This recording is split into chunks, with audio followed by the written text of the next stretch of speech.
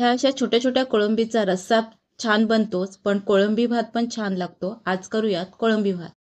कोळंबी स्वच्छ इथे धुवून घेतल्या. त्याचबरोबर ह्या भातासाठी आपल्याला गरम मसाल्याचा मस्त असा फ्लेवर टाकायचा आहे. म्हणून हा जो खडा मसाला आहे तो आपण ठेचून घेणार आहोत. या प्लेटमध्ये जेवढे खडे मसाले घेतले ते खलबत्त्यामध्ये कुटून घ्यायचं आणि कुटलेल्या त्या मस्त अशा मसाल्याचा दीर्घ श्वास घ्यायचा आणि पहिला आधी सुगंध घ्यायचा. आहा, मस्त सुगंध येतोय. कढईत थोडंसं तेल घ्यायचं, मिरची टाकायची, कांदा घालायचा, टोमॅटो घालायचा, आलं लसूण पेस्ट हे तेलात फ्राय करायचं. त्यानंतर त्यामध्ये कोथिंबीर आणि पुदिन्याची पेस्ट घालायची आणि त्याचबरोबर आपण जे खडे मसाले खलबत्त्यामध्ये बारीक केले ते खडे मसाल्याची मसाला घालायचा तो.